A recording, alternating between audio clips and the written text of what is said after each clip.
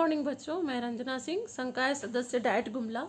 आज आपको पढ़ाऊंगी English class 8 daffodil unit 1B और पोएम का नाम है my mother.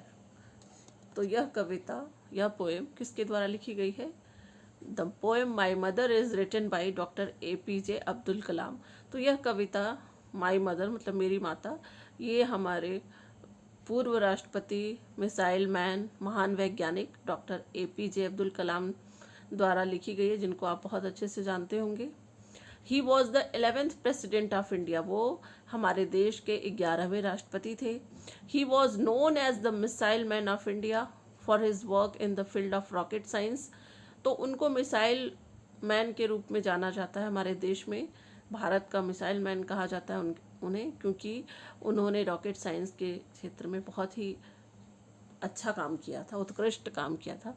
In this poem, इस कविता में doctor APJ Abdul Kalam expresses his gratitude towards his mother. तो इस कविता में डॉक्टर APJ अब्दुल कलाम ने अपने माँ के प्रति अपनी भावनाओं को व्यक्त किया है।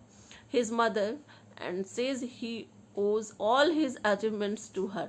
और वो कहते हैं कि मैं अपनी सारी उपलब्धियाँ जो हैं वो मैं माँ को समर्पित करता हूँ। Now listen and read the poem. तो अभी हम लोग उस कविता को सुनेंगे और पढ़ेंगे। माई मदर, मेरी माता। Sea waves golden sand pilgrims faith. तो सी वेब्स मतलब समंदर, समुद्र। वेव्स मतलब तरंगे, उसकी लहरें, तो समुद्र की लहरें। गोल्डन सैंड मतलब बालू, गोल्डन मतलब सुनहरा, तो सुनहरा बालू। एंड पिलग्रिम्स फेथ, पिलग्रिम्स मतलब तीर्थयात्रियों का विश्वास। रामेश्वरम मॉस्क्यू स्ट्रीट, रामेश्वरम की मस्जिद वाली गली। ऑल मर्ज इनटू वन, सब किसमें मिल जाते हैं? माई मदर मतलब मेरी माँ के अंदर सारे मिल जाते हैं। तो आपको पता है कि श्री APJ अब्दुल कलाम जी का जन्म रामेश्वरम जिले में हुआ था, जो कि हमारे सुदूर दक्षिणी राज्य तमिलनाडु में पड़ता है। तो वहाँ के अपने नेटिव प्लेस मतलब अपने क्षेत्र के बारे में वो बता रहे हैं कि वहाँ पे जो समुद्र की लहरें हैं, सुनहरे बालू हैं, और वो हमारा हिंदुओं का प्रसिद्ध तीर्थस्थल है रामेश्वरम। वहाँ लोग जाते हैं, राम सेतु वहीं पर है, उसके दर्शन के लिए जाते हैं। तो ये सारा, और रामेश्वरम की मस्जिद वाली गली जहाँ वो रहते थे, वो सब किस में मिल जाती हैं? सारी चीज़ें उनकी माँ में। वो अपनी माँ को याद करते हैं तो उनको ये सारी चीज़ें याद आ जाती हैं।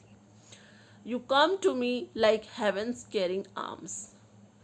Heaven's caring arms मतलब स्वर्ग से देखभाल करने के लिए कोई जैसे कि कोई भेज दिया हो। माँ की बाहों में उनको ऐसा लगता है कि जैसे स्वर्ग महसूस होता है। माँ की बाहों में रहने पर उनको लगता है कि स्वर्ग से कोई केयर करने के लिए आ गया है माँ की गोद में। आई रिमेंबर मतलब याद करना, मैं याद करता हूँ। द वॉर डेज मतलब युद्ध के दिन। व्हेन लाइफ वॉज चैलेंज मतलब जब जिंदगी बहुत ही चुनौतीपूर्ण थी। एंड 12 miles टू वॉक, और उनको मीलों पैदल चलना पड़ता था। आवर्स बिफोर सनराइज, और कब चलना पड़ता था? सूर्योदय से पहले ही उनको चलना पड़ता था। वो अपने बचपन के बारे में बता रहे हैं कि किस तरह से उनका बचपन बहुत संघर्षमय बीता था। उनको उस समय युद्ध का भी समय था और उनको पैदल चल के मीलों चलना पड़ता था, सूर्योदय से पहले उठना पड़ता था। Walking to take lessons from the saintly teacher near the temple, वहाँ पे एक मंदिर था, वहाँ पे एक संत जैसे थे, शिक्षक थे, उनसे वो कुछ लेसन्स पढ़ने के लिए, कुछ टीचिंग्स लेने के लिए पैदल चल के जाते थे सुबह सूर्योदय से पहले उठकर।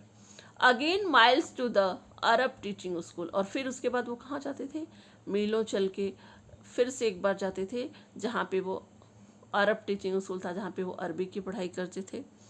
Climb sandy hills to railway station road, और वहाँ पर जो रेलवे स्टेशन का रोड था वहाँ पे कुछ ऐसी पहाड़ियाँ थी जो बालू से उत्प्रोत थी, मतलब बलुआ पहाड़ियाँ थी, सैंडी हिल्स थी, जहाँ पे कि उनको जाना पड़ता था चढ़ के उन पहाड़ियों पर। Collect distribute newspapers to temple city citizens. तो आप जानते हैं कि उनके बचपन में उनको बहुत गरीबी का सामना करना पड़ा था और उनको अपनी पढ़ाई के लिए बहुत संघर्ष करना पड़ा था।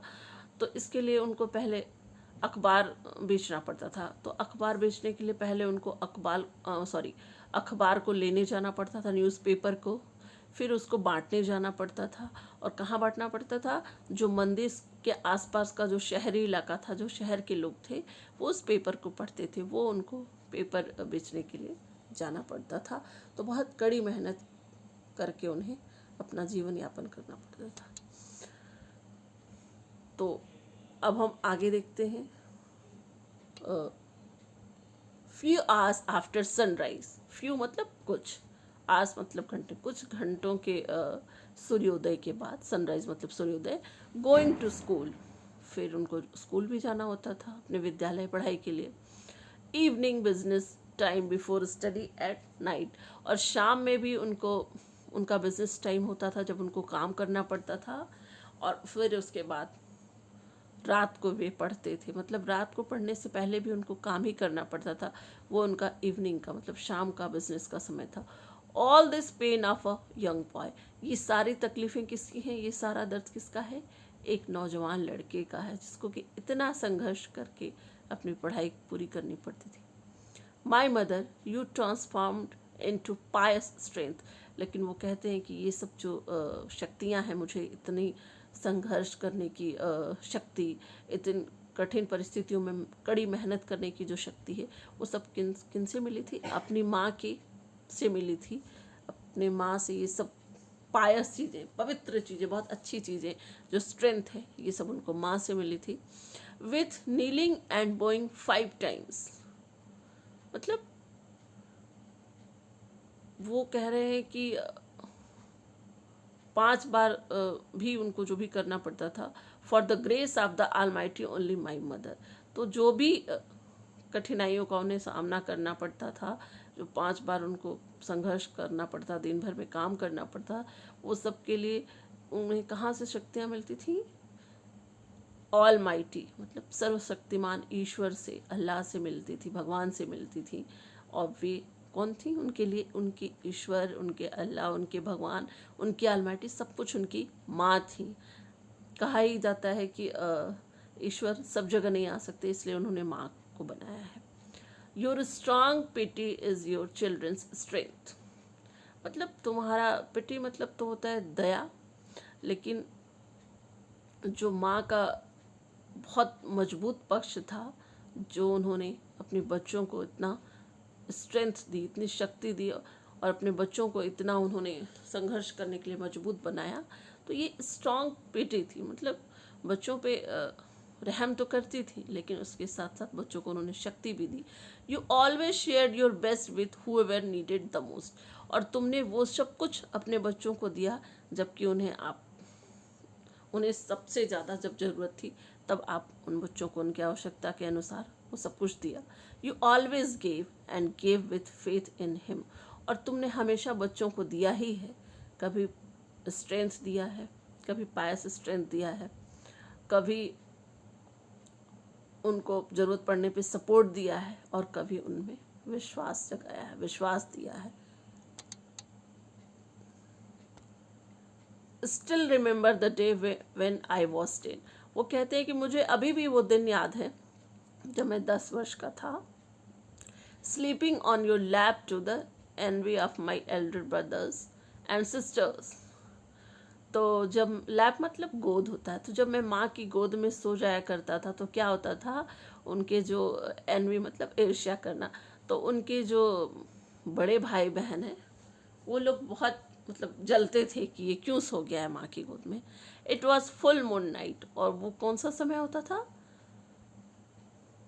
पूर्ण चांदनी रात होती थी। My one only you new mother my mother, तो वो कह रहे हैं कि मेरी पूरी दुनिया हो माँ, तुम ही मेरी पूरी दुनिया हो, और तुम ही मुझे अच्छे से जानती हो कि मैं क्या चाहता हूँ, कब खुश रहता हूँ, कब उदास रहता हूँ।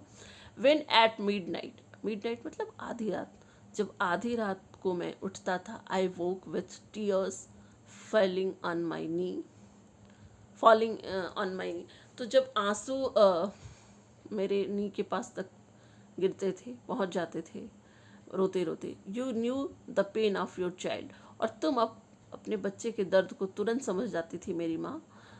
योर केयरिंग हैंड्स, और माँ का जो देखभाल करने वाला हाथ, माँ का जो स्पर्श होता है, माँ का टच करना, छूना, टेंडरली रिमूविंग द पेन, वो बहुत ही मासूमियत से, बहुत ही सॉफ्टली, बहुत ही जेंटली, अच्छे से, धीरे से क्या होता है, सारे दर्द को ख़त्म कर देता है, रिमूव कर देता है बॉडी से। क्या? माँ का टच करना। योर लव, योर केयर मतलब आपका प्यार, आपका ध्यान देना, योर फेथ और आपका विश्वास, गेव मी स्ट्रेंथ, मुझे क्या करता है, शक्ति देता है। स्ट्रेंथ मतलब शक्ति, power. To face the world without fear and with his strength, और ये तुम्हारी दी हुई शक्तियाँ मुझे दुनिया का सामना करने के लिए मजबूत बनाती हैं, बिना डर के, बिना भय के, और शक्ति देती हैं। We will meet again on the great judgment day, हम लोग फिर मिलेंगे माँ, जब हमारा न्याय का दिन आएगा तो हम लोग फिर मिलेंगे। तो यहाँ पर अब डॉक्टर APJ अब्दुल कलाम ने अपनी मतलब गुजरी हुई माँ को याद कर रहे हैं, और उनके द्वारा दिए गए उनके शक्तियों को, उनके प्यार को वो मतलब याद करके बहुत ही भावुक हो रहे हैं और बहुत दुखी हो रहे हैं, क्योंकि उनकी माँ अब उस दुनिया में नहीं है। तो अंत में वो कहते हैं कि माँ, अंत में हम लोग मिलेंगे न्याय के दिन, जजमेंट के दिन, तब हम लोग लास्ट में मिलेंगे। आप जानते ही हैं कि सभी को एक दिन इस दुनिया से जाना ही पड़ता है। तो उनका कहना है कि जब हम भी दुनिया से चले जाएंगे तो लास्ट में हम लोग न्याय के दिन मिलेंगे। तो ये थी उनकी भावनाएं अपने माँ के प्रति। माँ ही उनकी दुनिया है, माँ ही उनकी मस्जिद की गली है, माँ उनकी गोल्डन सैंड है, माँ उनकी रामेश्वरम की टेम्पल है, सब कुछ माँ के अंदर उनको नज़र आता था। मतलब माँ ही उनकी दुनिया।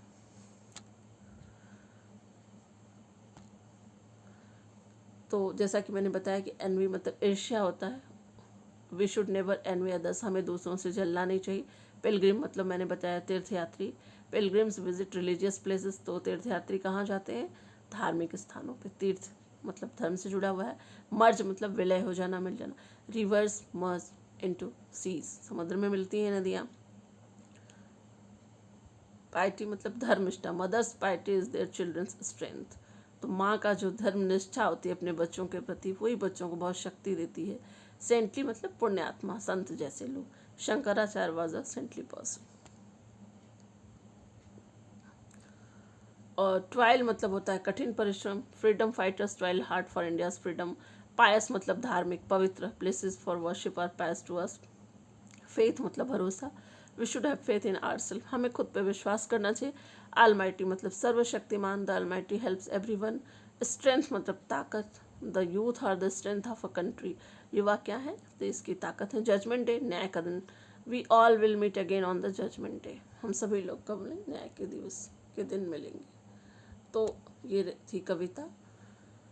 उम्मीद है आपको समझ में आ गई होगी। अगर ना समझ में आए, कहीं कोई दिक्कत हो, तो आप कमेंट बॉक्स में प्रश्न पूछ सकते हैं। अगर चैनल पसंद आए इसको लाइक करें, शेयर करें, सब्सक्राइब करें। आज के लिए इतना ही बच्चों, धन्यवाद।